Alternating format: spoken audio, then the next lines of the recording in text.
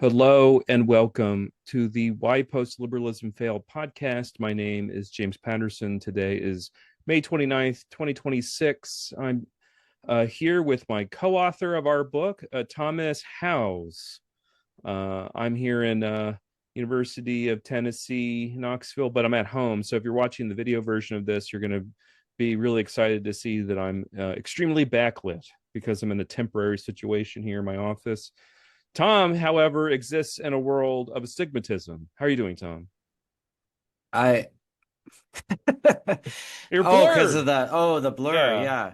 Yeah, I don't know why I still have that blur on. I guess I could turn that blur off. Let me see about this. Oh, I'm doing well. I'm just hey, here we go. Look, hey, it's less blurred now. Yeah, I'm doing well. It's the end of May here, and our book that we've been working. When did we start working on that book? Was it 2023? That sounds correct. Yeah, Yeah. about 2023. We had some hiccups. We'll get into that.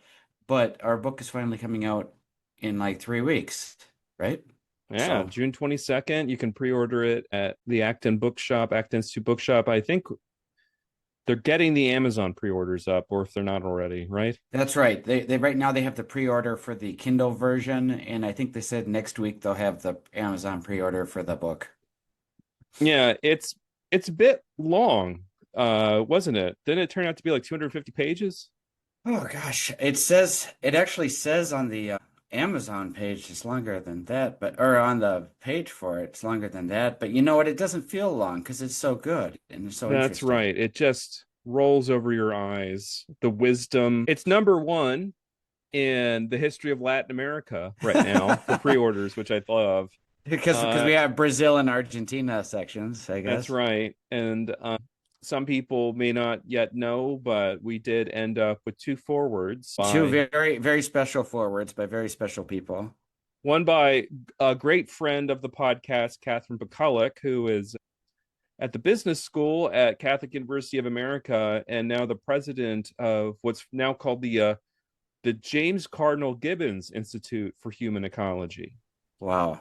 Yeah, and she just took the reins from who's the great Catholic social teaching guy that they had, Russ Russ Hittinger. Hittinger, yep. Yeah.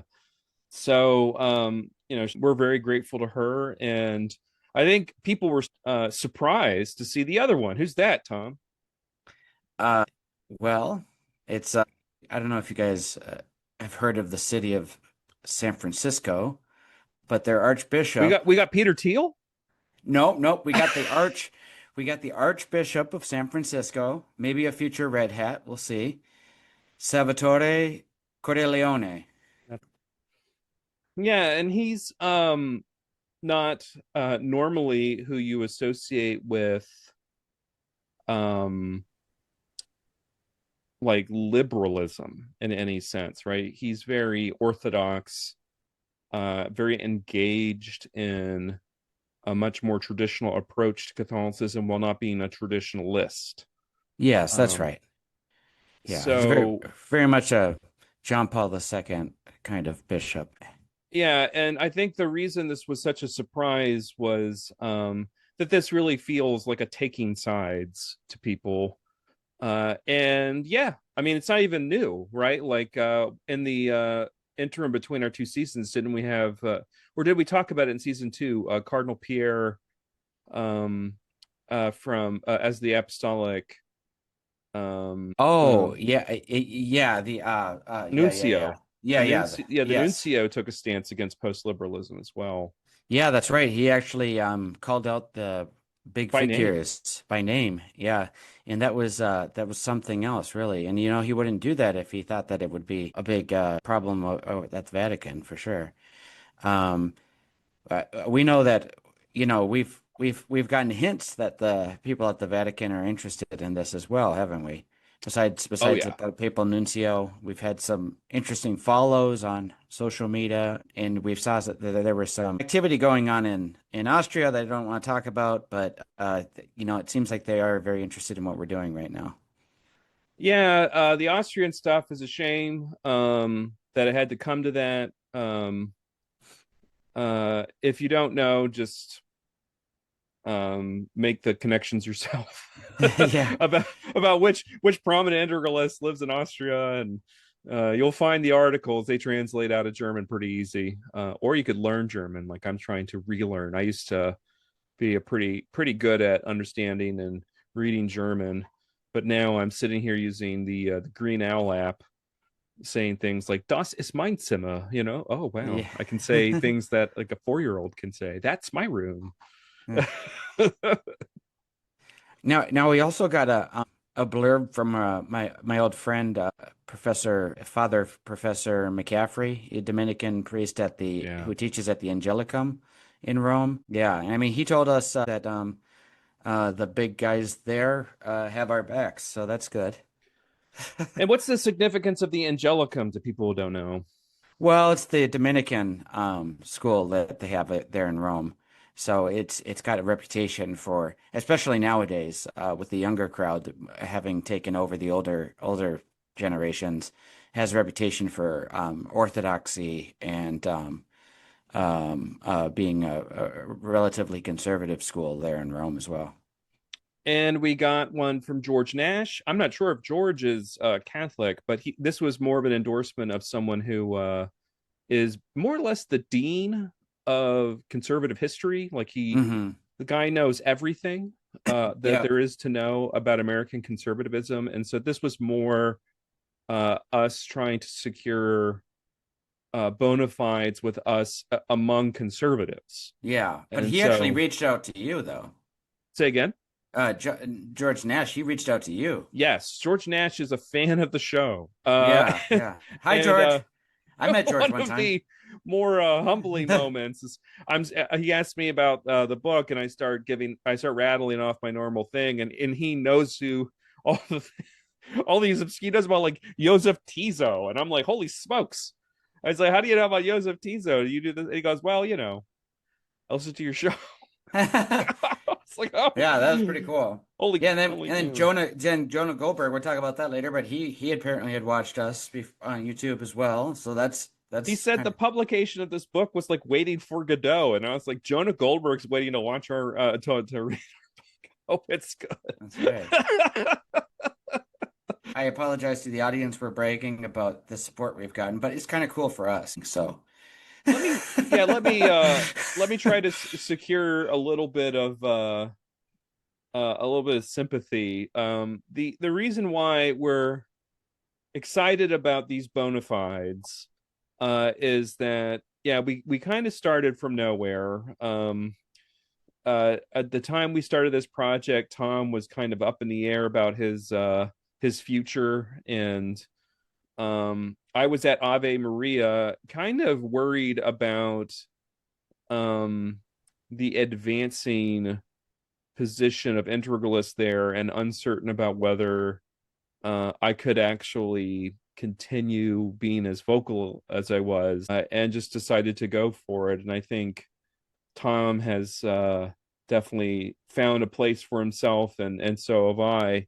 But also, like, it's not easy to do this. It is, as I was saying to, was it you? I think I was saying this to you, that like it was much easier to either take the Orban money or just keep your head down, because post liberals make it very unpleasant to oppose them.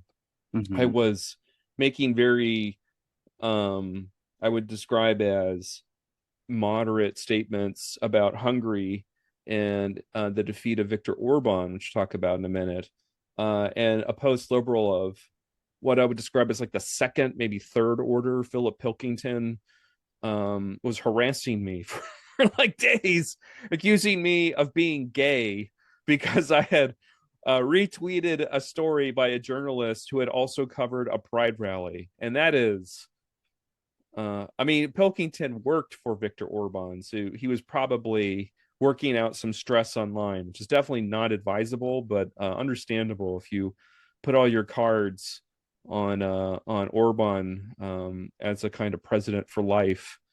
Well, I Oops. mean, if there's 2 degrees of If you can go 2 degrees for a pride rally, I mean, when you're working for Orbán, isn't there? There's probably something worse than that within 2 degrees, don't you Well, there think? was the guy who worked as Orban's minister that was found at a gay orgy, and when he was Mm. found, he escaped out through a window. Yeah. Uh, so it's one of the funny things about this kind of world, which is people believe themselves to be trad and base, and they'll say things like, well, like Salazar. And then you look at these incredible kind of aesthetics that come out of Salazar's Portugal, right? They're very based, very trad, and at least many were designed by a man who was flagrantly bisexual and omnivore sexually, and was sort of like well known in Portugal as a man of inordinate appetites. Wait a second, Salazar was like that? No, not Salazar. He had the person who worked in. They were the person who made the propaganda. Oh, Um, okay. Yeah, because I was yeah, thinking of Salazar like that one guy on Breaking Bad who was like what was his name? The guy who owned the Los Pollos Hermanos. yeah. That's correct. Yeah, Yeah, yeah, where like he was like he would like drink tea for he was everything was like moderate and temperate except then he would like slit somebody's throat, yeah. like Right. Yeah, Salazar was an odd guy. He Yeah, yeah. lived very simply, um, and like was regular in mass attendance, although not terribly devout. Hmm. Apparently, like it didn't really touch his soul, but it was just Mm. it was a peculiar man.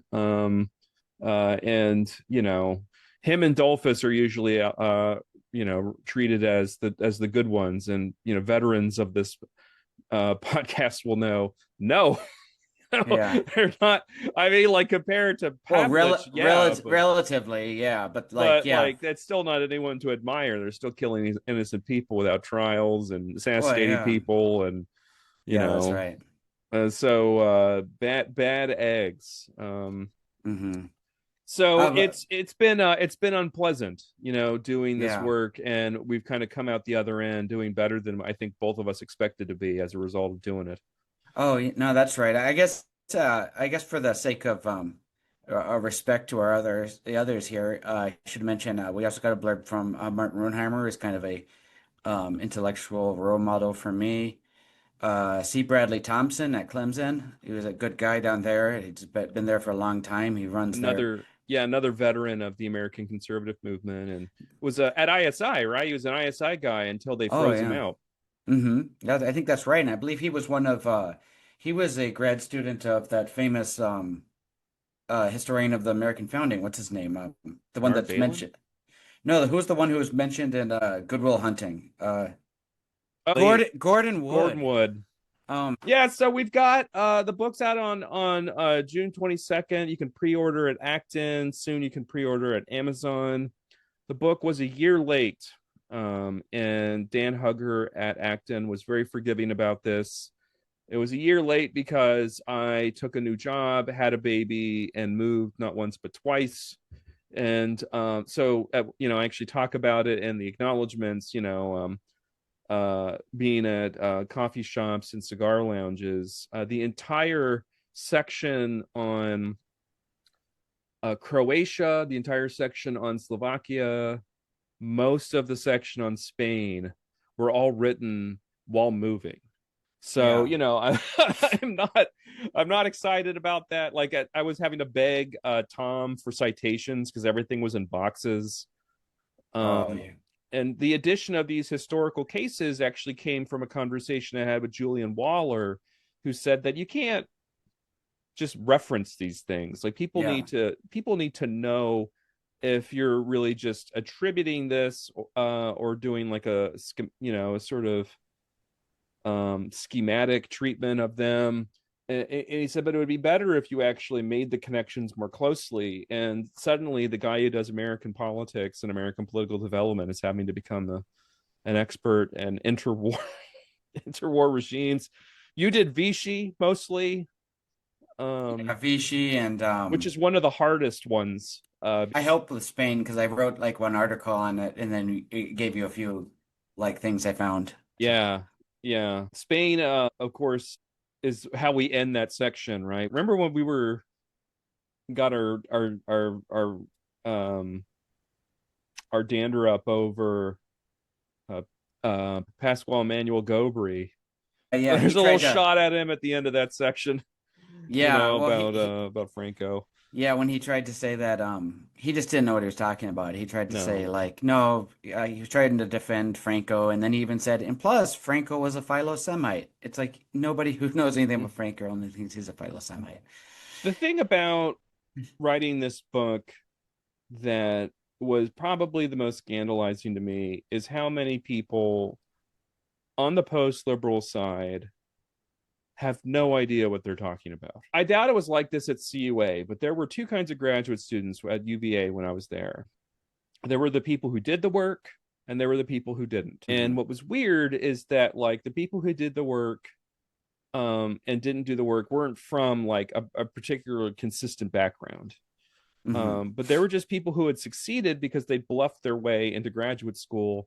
And then there were those of us who played by the rules. And we're seeing this like begin to manifest not just in our treatment of post liberals, but broadly in academic discussions. Right, people are apparently lifting entire citations, like footnotes or like even like bibliographies, and just placing them in their works, having done absolutely none of that work themselves. Hmm. And so we have like 5 generations of plagiarism in articles, where people are citing the same works. They don't even say the things that they're claiming, and nobody knows that because no one's actually read them. Hmm. And so one of the things about this book being late is that I thought I had to do that. I thought I had to do the work. I guess I could have just made stuff up or, plagiarized other people.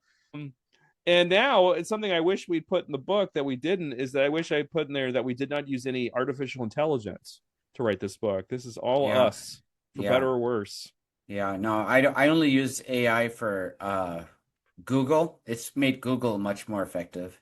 Yeah. And oh, like things to fix around the house. So like just ask AI like suggestions on how to fix things around the house. Um, Another one is templates. If I don't sure, some remember that episode of The Office when they ask Jim for a rundown and he doesn't know what the hell a rundown is, When people ask me things like that, I'll like look it up on AI, be like, what's a rundown? Yeah. How But do I write a your rundown? critique of Vermeulen is not written by Claude. No, no, absolutely not. No. Well, I actually, when I think I'm reading AI, like on Twitter or something like that, I just stop reading.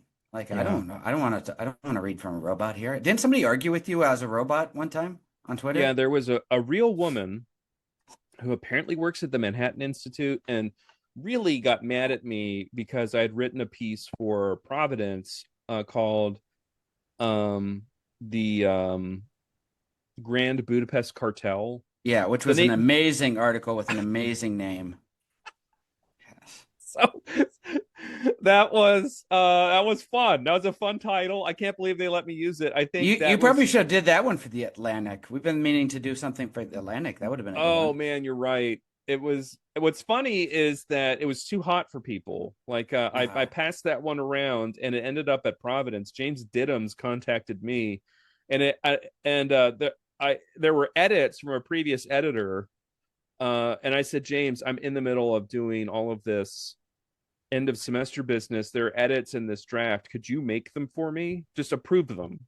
Or I was getting into my car is what it was, and I was going to have to start driving home from work.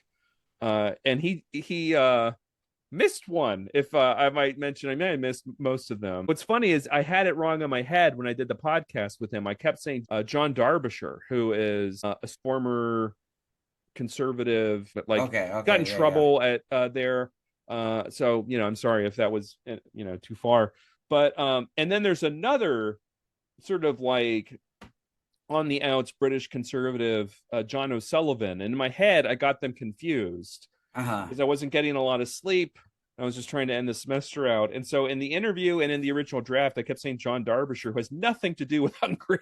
Yeah, yeah, Nothing. yeah. And it was John O'Sullivan. And Yeah. before the piece on Orbán went viral, um, Michael Brennan Doherty complained about how I made this mistake. I was, you know, being lazy, I guess. But Well, what's funny is he did us a huge favor by pointing that out, like almost as soon as the piece came out, because we went in there, fixed it, and then the piece blew up and it had the right name in it. Uh-huh. So That's shout good. out to Yeah. Michael Brennan Doherty. I'm sorry ISI is currently imploding. Yeah. Yeah. No, that was, we appreciate that help, MVD. We know that you were just looking out for James. Yeah, because he and I we're very close, Yeah. and on our political ambitions for conservative politics in the United States. Yeah, because I mean, I know when I just feel bad for the guy because when Orbán lost that election, I could just imagine MBD sitting there with Sarah McLachlan listening I to. will remember you. In No, I was surprised he was very defensive about it, and I doubt. And the thing about it is, I don't think MBD was one of those guys who was actually making any money off of Orbán, so I didn't really get it. Yeah, I think it was more sort of like a fellow traveler with Orban, who we've now learned had like a herd of zebras at some palace he lived at. I mean, we're learning that Orban was living like the most stereotypically autocratic life that you could have. Um and it started, I think, like Peter Magyar was wandering around some castle that had been completely retrofitted with all this like modern furniture and a cigar room, and it's Wow. everything that we said, right? Like no one will listen to us, but let me pound my chest here a little bit, because Orban is gone. And of course it happened right before our book comes out. I know it was amazing because it was like all of the delay was felt providential at that point that we had waited until after our bond was gone. I scrambled to write an afterword Hmm. in the style of our historical treatments. Um, a lot of the people that we've been dealing with that are most intense in their opposition to us, I mentioned Pilkington already, but Hmm. Gladden Papin worked there at the Hungarian Institute of International Affairs, which we've now discovered was also infiltrated by Russian intelligence. And Chad Pecknold was a regular guest there. So was Patrick Okay. Deneen. So the usual suspects that we've been critiquing. This was kind of you know, a stop off for them to get first class tickets to someplace nice to have a nice dinner and people laugh at their jokes. And you know apparently like people were seeing Papin when Orban was coming to the United States to essentially beg for help from Trump. Papin was in the foreground of the shot from the Oval Office, and he was wearing some very expensive Rolex watch. So you Hmm. know I'm not sure where he got the money for that, but hopefully not the Hungarian taxpayer. Hmm. But we're learning more and more over the days. And Rod Dreher's back in the United States. Oh, Yeah, he was apparently welcomed at the airport by someone who gave him a bouquet of collard greens and a Coke Zero. oh, It was yeah, very cool. weird. All That's right, what the hell Scott. thinks Rod Well, Dreher. welcome back, Rod. Yeah, welcome back. Yeah. Well, Rod was always the most normal of the post liberals, I think. Yikes. All right. Yeah. No, He was permanently surprised by how crazy the post liberals were. That was like almost his Yeah. job. That's the thing is like I would like Rod Dreher if he if he wasn't like a PR guy for Viktor Orbán for the last 3 years. Like I don't know how he squares that with his ideals. I just don't. Yeah, there were a lot of people who went to Hungary, kind of liked Hungary, left Hungary, and had nothing to do with the real bad stuff, Hmm. you know? And sort of like the prince of all those guys was Rod Dreher, who was just uncurious about what Orban's end game was for all of this. A lot of people believe that what Orban really wanted, and I think this is because Orban himself would tell them this, or people like Balsas Orban or however you say his name, Balas Orban would say this to them, who was like he was in charge of a foundation that distributed money to all of these different influence organizations like Matthias Corvinus Collegium and um, HIIA and the Danube Institute. He would tell them they were trying to create a kind of conservative sponsorship program that was meant to kind of rival like the Ford Foundation and the MacArthur Foundation, these organizations that donate lots of money to the Hmm. left in the United States. Um, and it didn't occur to a lot of these people why Orban would think to do that when he's like a small landlocked Eastern European country of no economic prosperity and draining what's left of its population into the rest of the EU. Like, why on earth would he be doing this? And it was obviously to secure influence, whether it be formal Hmm. or informal. And the fact that apparently all of these organizations, had Russian intelligence assets seeking to influence them or operating within them should surprise absolutely zero people. Yeah. Yeah, I thought actually, that was actually the thing that sort of, otherwise I probably just I rolled my eyes at the whole thing. But that was what made me become more vocal about it was that it seemed like when you talk to if you go to these conservative events, which were half captured by these people connected with Orban, they were just very indifferent to the fate of Ukraine. And it really Yeah. bothered me. And it was like almost like a party line for them that we couldn't actually support Ukraine, right? Because I mean, with Viktor Orbán in his connection with Russia, he did not support Ukraine, and you could tell that there was some sort of unspoken rule there that you were supposed to downplay anything dealing with Ukraine's defense, right? Yeah, and of course Orban had taken Russian money to build a power plant, and they Mm-hmm. were very heavily dependent on Gazprom oil. Mm-hmm. And so then, like, you have to start asking questions about, or start wondering, like, how much of the operations themselves were not funded by Hungary or the EU, but rather by Russia. And that's Mm-hmm. too tinfoil hat for this podcast. Like, I don't Yeah. know, but I Uh-huh. was unsurprised Yeah. when journalists rapidly discovered this connection, and that also intelligence officers within Hungary were well aware of it and had recommended Orban get rid of the guy, and he declined. Yeah. And Yeah, and honestly, there was this one guy too who was the emissary with the EU from Hungary, and he was communicating with yeah, Russia, and he would leave EU meetings and directly communicate the content of those meetings to the foreign to the diplomatic corps of Russia. Yeah, it was.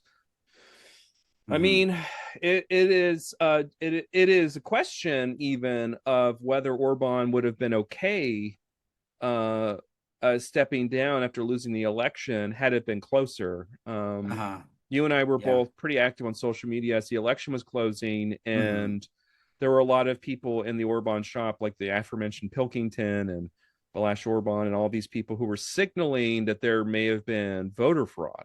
Yeah. Like, they were laying the groundwork for a kind of 2020, Yeah. except this time, like, there would be no Mike Pence, except they got absolutely slaughtered. Yeah. The election is like not Yeah. close. It wasn't even close. Yeah. I Yeah. mean, it's hard to imagine a free election being more one-sided than that election. I mean, what was it, like 70% of the seats taken by Magyar's party? Yeah.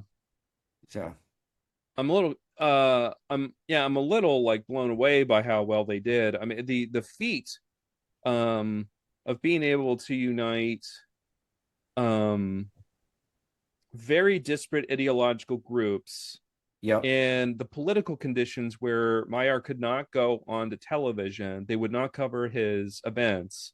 And so he had to do basically like retail politics. He had to go to all these different towns and knock on Hmm. doors. And it was pretty wild that he was able to do all that. Yeah, he said the first time he was on TV or something was after he won because their state television thing had banned him. Basically, he wouldn't show opposition parties. Yeah. And he went on and then fired the woman on air. Yeah, yeah, on air. Yeah, yeah. Yeah, it was pretty cool. He fired her on air. He went met the president, told him he was going to be gone. He expected his resignation. Man, you want to talk about creepy influence that Hungary was having? There was that Catherine Novak, or whatever her first name was, who was the president that ended up having to abdicate because she gave some kind of clemency to a sex pest with kids. Oh, yes. Yeah. That was the scandal that probably ultimately was the started the process for Orban's fall, I think, because Yeah. that's when the protests really started and really when public opinion on him really shifted really quickly. I've forgotten her first name, but she spoke at Ave Maria. Oh, she Uh, did. yeah, and I was like, what on earth is going on here? Like, there was this sort of like Catholic. It was primarily Catholic institutions that were getting the charm offensive, and so she came and spoke to Ave. People really liked her. She was very telegenic. You know, she spoke English great, from what I'm told. I mean, I'm not going to that, you know, absolutely not. But this is the kind of stuff that was freaking me out. Yeah, no, But I yeah, mean, yeah, I mean, I think sort of the height of this stuff was like 2023, 2024, 2022 through 2024. And you couldn't go to like some sort of, conservative event without, probably half of the young people there at least being somehow associated with some of these post-liberal new right groups. And a lot of them, connected with Hungary in some way. you would Um, get the merch bag, and it would have a free issue of the European Conservative and the Hungarian Conservative, yeah, that's right. magazines that apparently no one in Hungary read. Yeah. Well, wasn't Um, one of the things that Magyar mentioned of states supporting CPAC? They were actually came out and said that they just yep, supported the CPAC, and I didn't they know that. they had financed CPAC. They had through Danube and MCC, they had financed uh, the National Conservatism Conference in Brussels, which again should surprise nobody because Yeah, their yeah. names are literally on the site, right? Yeah, no, I really hope that Magyar, just releases all the files because I'm curious because it's I mean we knew it was up but we couldn't prove anything. We just knew that there were these connections, but it'd be interesting to see the full accounting of it. Yeah, when you put the, like I said, it's 210. We're academics, we're not journalists, you know, so we Yeah. can't, and we certainly don't know like Hungarian, which is a very difficult language. Yes. uh but when you go like this, right, like um Russian agent in HIIA, connected to the same foundation that funds the Danube Institute, that has a partnership with the Heritage Foundation, and the president of the HIIA and of the Danube Institute is connected to the vice president of the United States. Yeah. Like, you just start to get nervous, right? Like, what Yeah. is going on here? you Yeah. know No. um and you see, you were mentioning about Ukraine. It reminds me of how one of the big pushes you would get out of Papin's shop and his buddy Pilkington was stuff on multipolarity, which is Hmm. the foreign policy position of Russia, which is that the liberal imperium is over, an Yep. American-led world order is collapsing, and that China and Russia need to have their own spheres of influence. And this would mean that China would get Taiwan, and Russia would get Ukraine, and they were um, trying to not just spread that foreign policy gospel to Hungary. I mean, honestly, like Hungary was already well aware that this was their position, or to the conservative movement in the United States, but to like sister parties in the European Parliament and different nation states like National Rally and Five Stars and Vox and uh, AFD. AFD. And so there was like a real so like the thing about Orban getting taken out is that was like the through point for Hmm. so many things, Yeah. that it's very significant, not just for us because we do work on this, but it's significant to people that are, you know, doing like foreign policy work. The one thing we didn't talk about in the book, you know, we could have So talked about foreign policy, but we didn't. So there's yeah, it's actually it's a missing thing of the book manuscript that I'm working on too that's under review right now is I afterwards I was like, man, I should have had a chapter on foreign policy, but maybe it's better I don't. Yeah, maybe You know, there's the book has to stop at some yeah, yeah. point, right? And it's long, Yeah, which is yeah. why it's worth the value of $15. All Yes, right, that's that right. is so 15. much book for the value. Please buy it. Yes, yes. No, please. If you like what James and I are doing, we can do more of it if you play ball. So Yeah. uh so but back to the collapse, the post-liberal failing. When we were talking about why post-liberalism failed, we defended it because we said, listen, it does fail. It has failed. It will fail again. It fails in different ways. It fails maybe because it doesn't get off the ground because they get thrown out once they get in power, or they have the power, but then when they exercise the power, it's so opposed to anything that can be considered Catholic or natural law principles that the post-liberals pretend to affirm. They don't pretend to affirm. They do affirm them, but they just, but this is what happens, right? Um, that it's going to fail, whether politically or morally. And that was our point. So when people in 2024 were like, I think you should change the name of your book because the vice president of the United States is a post-liberal. And we said, no, no, we're going to keep it. And now it's looking pretty smart because, okay, first of all, you had the scandal with the Heritage Foundation. They lost almost half their scholars there. They went over to Advancing American Freedom because Kevin Roberts died on the Hill of defending Tucker Carlson. Um, Four. who, How many board members? Like 4 or 5, yeah, right? like 4 or 5 board members, and they were Robbie George, one of the was the most, first one to go. yeah. Yeah, And a lot of it, these people were very well heeled, right? They supported financially Heritage, and the 4 people they've appointed are not. yeah, So they're they, more like Yoram Hazami and Molly Hemingway and stuff. yeah, Um, so there was Heritage's collapse, and which is a very good thing because you get all these good scholars from Heritage who have gone over to Advancing American Freedom, which is a better run organization. And then run by Tim Chapman, Mark Shorts, Mike Pence was the person, the main guy behind it, whatever. These are good people, right? yeah, Sympathetic to what we're doing. And then you have that. You have the ISI, which had been captured by the post-liberals, which went under financially and then had to start firing people. Um, you had Orban go under, and you think that's going to have a ripple effect because of all the funding, the sort of dark money funding that comes from that, which we don't know the full extent of it yet. yeah. And as we said in our podcast with Goldberg, I mean, it doesn't have to be a lot, right? Yeah, Because a lot of these people were cheap dates anyway. yeah, that's right. That's right. And another thing is around the election in 2024, a lot of like normie conservative Catholics who otherwise feel uneasy about this post-liberalism thing, we're kind of going along with it because these post-liberals were very well connected and they knew the vice president.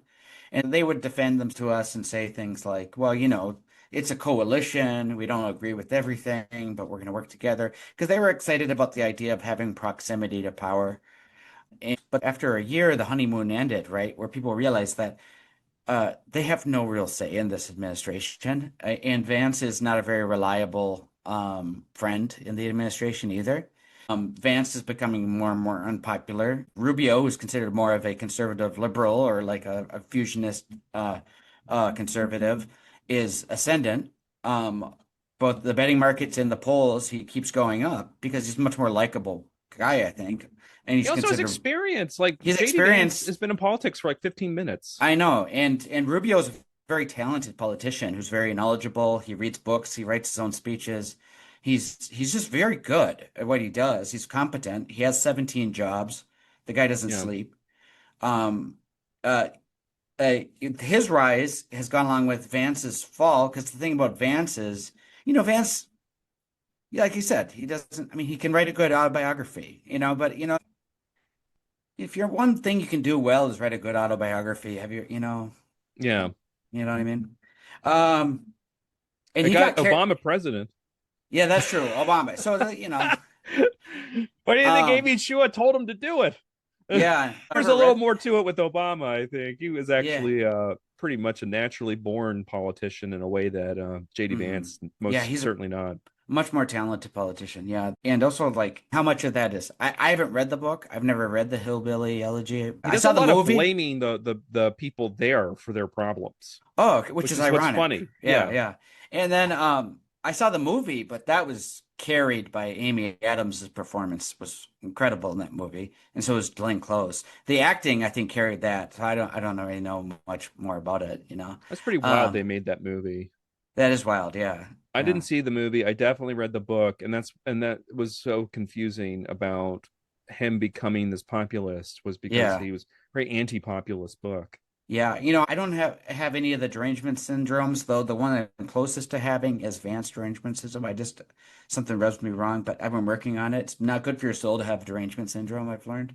I Dan McCarthy says that there is this plot.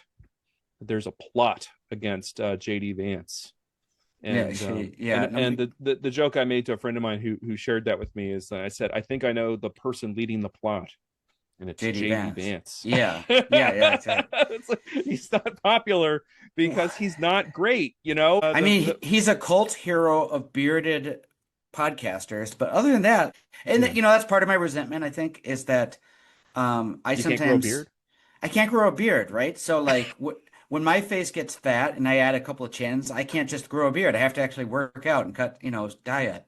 That is why Vance grew that beard. He was looking a little, he's looking a little soft around the mid center. I can get it, but he's Yeah. looked very svelte lately. I think he's on the GLP-1.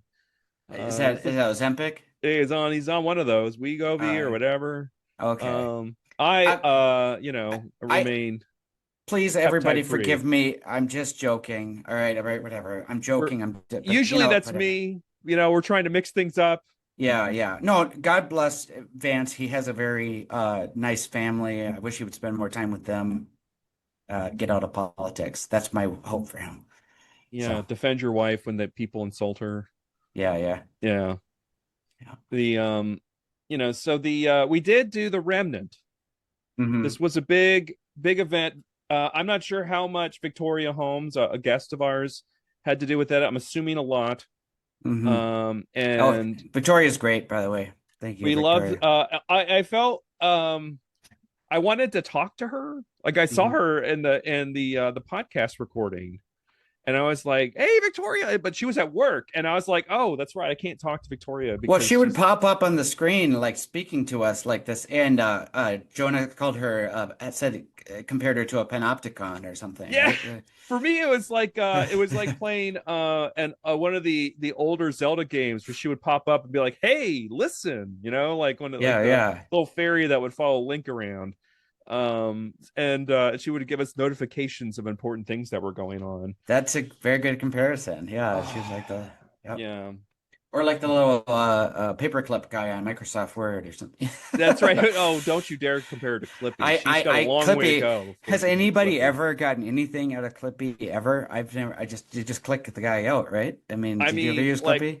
let me give you a choice between Clippy and Copilot. Oh, I've never. Yeah, I've never looked at Copilot ever once. Have you? Does anybody?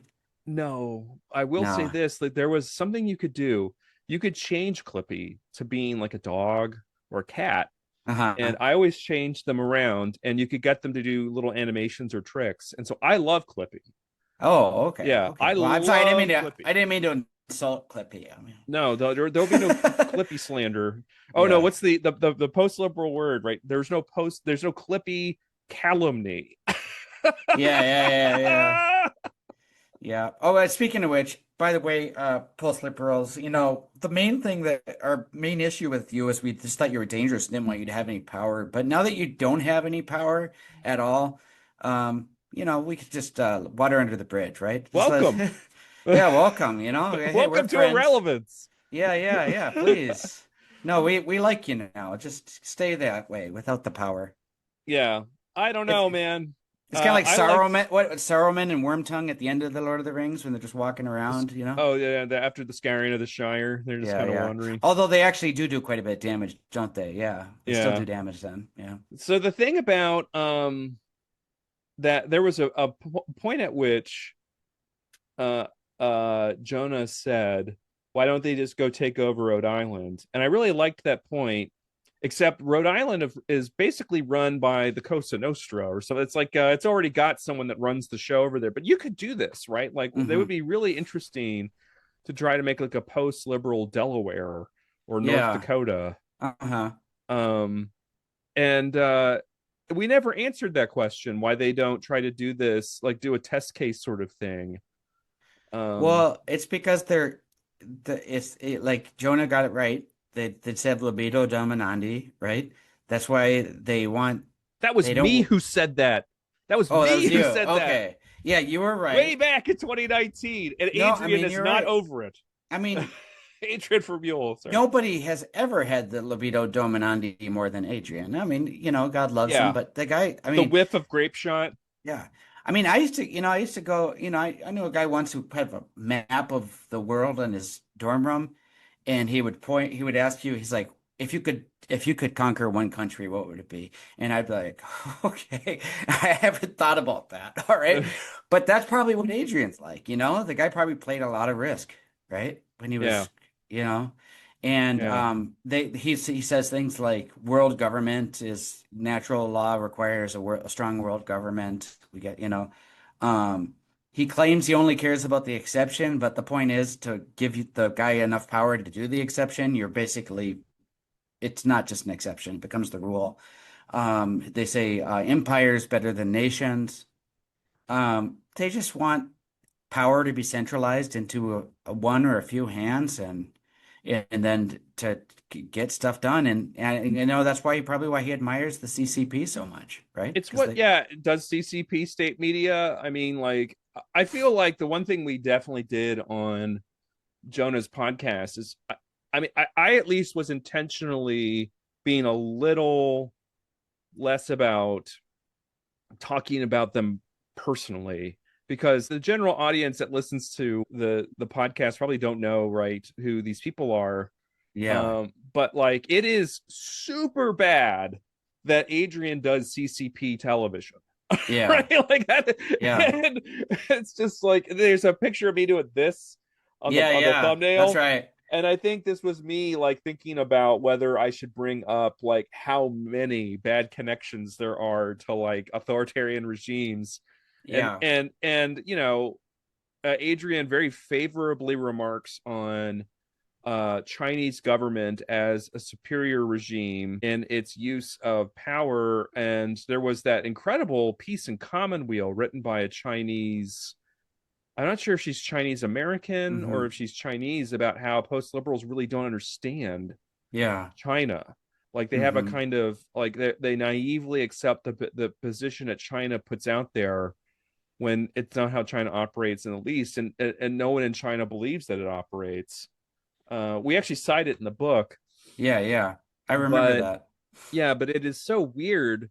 And it's more like they accept a kind of like fictional China that's on the verge of baptism, because they believe, that is, say, like an authoritarian state that just needs baptism to be perfect. Yeah, And they believe that because it's just more useful for criticism, even though they don't yeah, actually know what China's like. yeah. There's something almost spiritual. When you have a faith journey with God and you've been in the faith for a long time. Remember that part of the Bible, he was asking God for something and God was not in the wind or in the whatever, but it was in like you know what I mean? It was like, he wasn't in the like lightning and the thunder or whatever. It was just like Yeah. the subtle voice. And that's how providence operates, where you have a prayerful life and you try to do God's will and you sense God's movements in your life and it's very subtle. And that's God's providence. And I think the temptation is because there is something profound about that makes you feels a deeper relationship with God. I think the immature spirituality, I think the temptation is to see big movements of providence and to start controlling those movements. And I think that's why they want this like sort of godlike sovereign in charge. Because then the godlike sovereign can be that big mover, that has a big stick and gets things done, and that filling a spiritual gap there. I mean, I think we've talked about this before. And I noticed that a lot of these people, not all of them are converts, though. Some of them have been Catholic their whole lives, but I think Deneen and Papin are Cradle. yeah. Um, But maybe just the Chad was frustrate. Anglican. Yeah.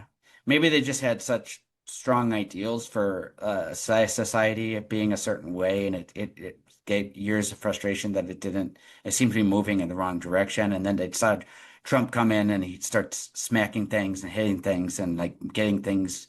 He was a disruptor, but it did maybe felt to them more like, hey, we can do things. And it's very tempting to try to harness that by getting a strong man, right?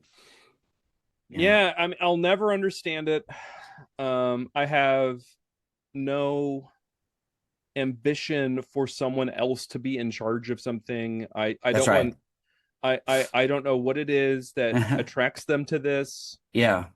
And I don't like having a boot over my head, you know? Even if I yeah, get, I mean, putting a boot over other people's heads. I think that for them, the trade-off is there. It's like, well, as long as their boots over other people's heads too, then it's worth it, you yeah, the know? joke we sometimes made on here and is, why doesn't Adrian just open a boot leather flavored ice cream shop? Hmm. If he loves it so much. But he always imagines himself as sort of the advisor to the person who's got the boot on people, I think. Yeah, so he's not even burdened with the responsibility to govern, Hmm. right? Like he'll ultimately be like Talleyrand and just keep switching sides. Like, oh my Hmm. God. Hmm. Like I don't know. But I don't want to get, like I said, we avoided being too personality driven, but it's Oh, hard yes, I'm not to be. sorry. No, no, it's okay. Sorry. No, I'm just saying on the podcast with Jonah because it was in the Uh-huh. weeds, but it's hard not to be. Currently working on something. Maybe it'll be out like next week, but it's a bit more personal about the way that this stuff has affected people I know and the strategies that were used to pressure people behind the scenes. We'll see how much of that I'll end up publishing, but I think anybody who's ever been critical of post liberals will know that they can come at you pretty hard. We should wrap it up. I think we're going almost an hour. Don't forget to pre-order the book. Don't forget to like and subscribe. We'll be resuming this for a little while to do season 3, and so we'll see you guys next week.